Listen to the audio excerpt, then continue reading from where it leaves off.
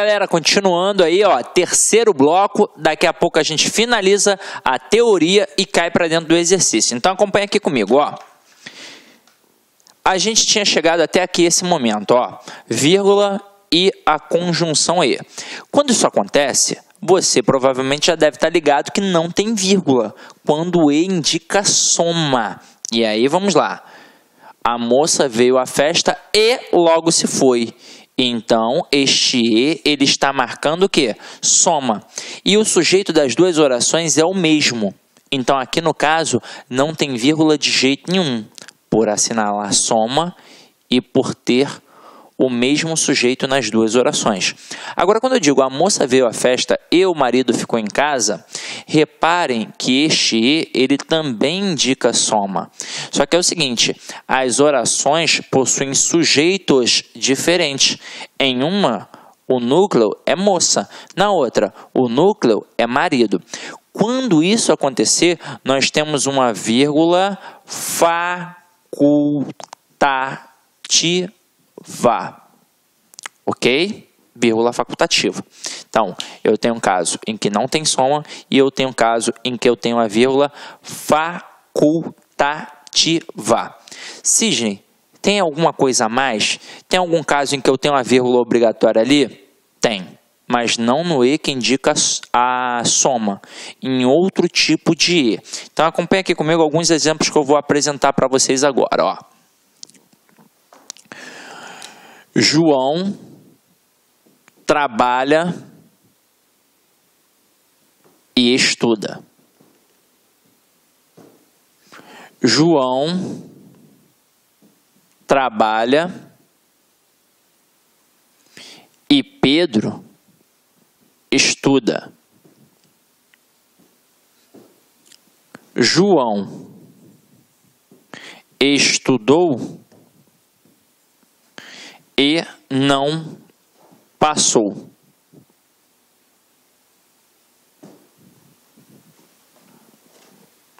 Siga este conselho e se dará bem. Então vamos lá. Eu tenho 4 situações aqui em que nós apresentamos o E. O E, ele indica a soma nas 2 primeiras sentenças. Então, ó, Pedro, além de trabalhar, perdão, João, além de trabalhar, ele também o quê? Estuda. Então, o sujeito nas 2 orações é o João. Então, quando E indica soma e é o mesmo sujeito nas 2 orações, eu não tenho vírgula, vírgula proibitiva. Agora aqui, João trabalha e Pedro estuda. Opa, quem é que trabalha? O João. Quem é que estuda? O Pedro. Então, esse E, ele também indica soma, mas os sujeitos são diferentes. Então, neste caso aqui, entra uma vírgula facultativa. Agora, João estudou e não passou. O E que está aqui, ele indica soma? Não, ele indica oposição, adversidade, contraste. É isso que ele indica. Então, ele pode ser substituído pela conjunção mais, pela conjunção porém, pela conjunção todavia. E aí, nesse caso, eu tenho aqui uma vírgula obrigatória. Então, ó, João estudou, mas não passou. João estudou, porém não passou. João estudou e não passou. Então, aqui entra uma vírgula obrigatória, exatamente por não estar marcando a soma. Agora aqui, siga este conselho e se dará bem. Reparem que aqui eu tenho um modo imperativo. E quando eu tenho um modo imperativo, quando eu tenho uma ordem, eu preciso justificar a ordem. Então, a outra oração ela é o quê? Ela é explicativa. Então, siga este conselho, pois se dará bem. Siga este conselho, porque se dará bem. Então, aqui entra também uma vírgula obrigatória, que separa a oração coordenada da oração coordenada sindética explicativa. Assim como aqui eu separo a oração coordenada, assindética, da oração coordenada sindética adversativa, porque é a mesma vírgula do princípio da enumeração. A vírgula da enumeração não é aquela que isola, que destaca elementos de mesma função? Então, as orações coordenadas, elas são equiparadas, elas têm as mesmas funções. Então, eu coloco a vírgula ali no meio delas. Eu só não coloco quando eu tenho o e que indica a soma ou quando eu tenho o ou que indica a alternância. Venha cá ou perderá a vez. Ali também não tem vírgula. E quando eu coloco o nem também, que também indica a soma, tá? Mas geralmente na prova o camarada coloca o e, porque é o grande calcanhar de Aquiles de muito candidato, ok? Então vamos lá, vamos continuar a nossa brincadeira aqui agora. Então, matei este e de todas as formas e agora a gente vai para o etc. Nossa quarta observação. O negócio é o seguinte, teoricamente, quando eu tenho etc, eu não devo ter a vírgula, porque eu coloco pintamos paredes, vírgula, tetos, pisos, etc. Por que teoricamente? Porque a expressão etc, ela é uma abreviação, na verdade, da expressão latina etc, que significa e entre outros. Então, é como se já tivesse o e. Por isso não tem a vírgula. Então, pintamos paredes, vírgula, tetos, vírgula, e entre outros. Então, é como se não tivesse ali a necessidade de colocar a vírgula. Então, por isso a gente não coloca. Teoricamente, é assim. Agora, quando você pega as gramáticas, até para avaliar, até quando o cara diz que não é para colocar, nos textos dos caras tem o quê? A vírgula. E é o seguinte, eu vou até te tranquilizar. Nunca caiu isso numa prova de concurso público. Nunca, nunca. Mas, a título de curiosidade e a título gramatical, teoricamente não deveria ter o quê? A vírgula. Tanto é que quando eu produzo um texto, eu evito a abreviação. E o etc, ele é uma abreviação. Então, o que eu coloco ali ao invés de colocar o etc? Eu coloco entre outros. Beleza? Tranquilo? Então, vamos lá. Como não é muito importante, vamos adiante. Agora, a gente tem que trabalhar a vírgula e o quê? Todos viram que a água acabou e o professor pediu que todos fizessem silêncio. Nessas duas primeiras construções, a gente tem o quê? Conjunção integrante. Todos viram isso. O professor pediu isso. Quando que é uma conjunção integrante, é impossível que tenha vírgula.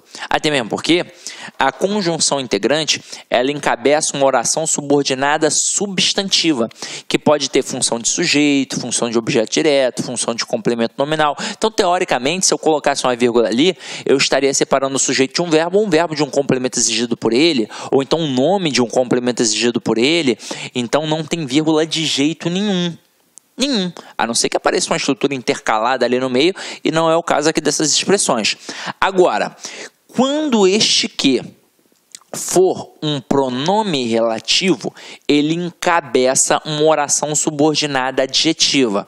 E aí, quando eu tenho uma oração subordinada adjetiva, eu tenho uma divisão. Eu posso ter a oração subordinada adjetiva restritiva, que não tem vírgula, e a oração subordinada adjetiva explicativa, até porque todo termo explicativo na língua portuguesa tem a vírgula. Então, aqui, restrição. Os alunos que foram aprovados não farão prova final. E aí vamos entender por que aqui a gente está fazendo uma restrição. Os alunos que foram aprovados não farão prova final. Isso significa que não são todos os alunos que foram aprovados. Então, quem é que não vai fazer prova final? Apenas aqueles que foram aprovados. Ou seja, tem aluno que não foi aprovado e, consequentemente, vai fazer a prova final. Tranquilo ou não tranquilo? Então, aqui eu tenho uma restrição. E por que a gente não coloca vírgula? Porque é de suma importância para o entendimento da frase. A gente estudou isso nas orações subordinadas adjetivas. Agora aqui, explicação ou generalização. Eu digo assim, os alunos que foram aprovados não farão prova final. Então, na hora que eu coloco vírgula, eu não marco o que é um termo explicativo? Marco. E se é um termo explicativo, não pode ser retirado? Pode. Então, é como se eu pudesse dizer, os alunos não farão prova final. Então, aqui eu tenho uma explicação. Nas provas, os camaradas perguntam a classificação da oração, se é oração subordinada adjetiva, restritiva ou explicativa, é mole, quando não tem a vírgula é restritiva, quando tem a vírgula é explicativa, ou seja, quando não tem vírgula indica uma restrição, quando tem a vírgula indica uma explicação. E agora, vou te perguntar, se eu retiro a vírgula, tem algum prejuízo gramatical? Nenhum. Continua tendo a estrutura correta, mas eu tenho que alteração semântica, ok? Agora aqui, a Terra, que gira em torno do Sol, é o terceiro planeta do Sistema Solar. E mais uma vez eu tive aqui agora uma estrutura de explicação. Quem é que gira em torno do Sol? A Terra. Então aqui eu tenho uma oração subordinada adjetiva explicativa. Só que é o seguinte, em relação a essa explicação, você precisa tomar muito cuidado, porque às vezes o avaliador ele é traiçoeiro. Então ele vai dizer que essa estrutura que foram aprovados, que está entre vírgula, e essa aqui, que gira em torno do Sol, que está entre vírgula, ele vai dizer para você que sintaticamente é um aposto. E aí você vai pensar, faz todo sentido, mas não é. Ué, mas não pode ser retirado? Não é uma explicação? É, mas aposto é função de substantivo. Tanto é que eu tenho a oração subordinada substantiva apositiva. E aqui é uma oração adjetiva. Então, sintaticamente, sempre a oração subordinada adjetiva terá a função de um adjunto adnominal. Não importa se é restritiva ou explicativa, ok? E agora, última coisinha que a gente vai falar sobre a vírgula, que eu já mencionei antes, mas a gente vai dar só a ênfase aqui, ó. O que é vírgula vicária? O termo vicário, ou vigário, como as pessoas estão mais acostumadas, principalmente as que são católicas praticantes, significa substituição, substituto. Diz-se, por exemplo, que o sacrifício de Cristo foi vicário, porque ele substituiu o homem na cruz, que realmente deveria morrer pelos pecados cometidos. Então, uma vírgula vicária é aquela que substitui o verbo na oração. Portanto, faz com que a gente tenha um zeugma. Exemplo, João estuda muito, mas seu irmão quase nada. João estuda muito, mas seu irmão não estuda. Ou seu irmão não estuda nada. Então a gente omitiu o quê? Omitiu o verbo estudar. Então isso é um zeugma. A vírgula substituiu na segunda oração a forma verbal estuda. João estuda muito, mas seu irmão estuda quase nada. Então a gente entendeu, já tinha entendido, acho que anteriormente, o que é uma vírgula vicária que marca a omissão de um termo. Ou seja, é uma elipse, mas como é elipse de um elemento que já apareceu, a gente tem um zeugma, e se a gente tem um zeugma, a gente fez, na verdade, uma coesão referencial anafórica. Tranquilo? Agora, ponto e vírgula, galera. Separa elementos coordenados que já possuem a vírgula. Então aqui, ó, Pedro tinha fome, eu tinha sede. Então aqui vocês vão reparar que este ponto e vírgula entrou no meio da estrutura ali. Por quê? Porque a gente já tinha uma vírgula. Então se já tinha uma vírgula que, no caso, assinala a omissão do verbo aqui, ó, Pedro tinha fome, eu tinha sede. Então a gente tem aqui uma vírgula vicária. E como ia ficar desestruturado sem colocar a vírgula aqui, e eu não poderia colocar o eu entre duas vírgulas, porque não tem o menor motivo, a gente, para colocar que tem uma oração coordenada de um lado e uma oração coordenada do outro, e aqui, já que eu não coloquei a conjunção, eu coloco o ponto e vírgula, já que também apareceu uma outra vírgula que está ali assinalando a omissão do verbo, ou seja, a vírgula vicária, como a gente viu anteriormente. Agora aqui, estive na Bahia, que é quente, no Pará, que é frio, e em Brasília, que é seco. E mais uma vez você vai reparar que tivemos estruturas coordenadas. Agora, na primeira, estive na Bahia, vírgula, que é quente. Então essa vírgula aqui, É para separar uma estrutura explicativa. Só que aí eu vou começar com a segunda estrutura, que é coordenada à primeira e que vai ter uma vírgula explicativa para dizer que no Paraná é frio. Então, caramba, eu tenho que marcar esta coordenação com um ponto e vírgula. Assim como eu vou fazer no próximo elemento, que é Brasília. Ponto e vírgula, e em Brasília, que é seco. Até aí, tudo bem? Agora, separa orações coordenadas assindéticas ou coordenadas sindéticas, geralmente com conjunção móvel ou que admita vírgula. Então, aqui, ó, comi muito e passei mal. Então, aqui, ao invés de colocar a conjunção, a gente coloca o quê? O ponto e vírgula. Comi muito, logo não dormi bem. E aí, entrou uma estrutura do logo, que é conclusiva e que já apareceu o quê? Com a vírgula. Portanto, eu coloco o ponto e vírgula. Depois, comi muito e continuo com fome. Porém, então aqui você tem uma conjunção, assim como aqui no logo, que foi o quê? Deslocada. Então, se eu não tivesse deslocado, ela ficaria no meio da oração. Como ela foi deslocada e precisou de uma vírgula para marcar o seu deslocamento, a gente coloca aqui mais uma vez o ponto e vírgula. Agora, categoricamente falando, em que situação eu tenho realmente a obrigação de colocar o ponto e vírgula? Naquelas famosas listinhas, e que vão assinalar o quê? Elementos coordenados, elementos de função igual. Nas listas das convocações da seleção brasileira, por exemplo, aí o camarada coloca lá, ó, goleiro, e aí vai colocando. Aí Cafu não, Cafu não é goleiro, né? Tafarel, pô, é porque eu não lembro da seleção atual, né? Eu lembro da antiga. Então vamos lá. Tafarel, ponto e vírgula. Cafu, ponto e vírgula. Roberto Carlos, ponto e vírgula. Aldair, ponto e vírgula. E por aí vai. Então ali tem vírgula, ponto e vírgula obrigatório. Tanto é que quando a gente trabalha uma prova em que o cara vai trabalhar, por exemplo, um texto jurídico, ali você tem a sequência das leis, a sequência dos incisos, e aí você coloca uma listinha para poder enumerar alguns elementos que são necessários. Você vai perceber que tem sempre a parada, ponto e vírgula, aí embaixo, ponto e vírgula, embaixo, ponto e vírgula, e por aí vai.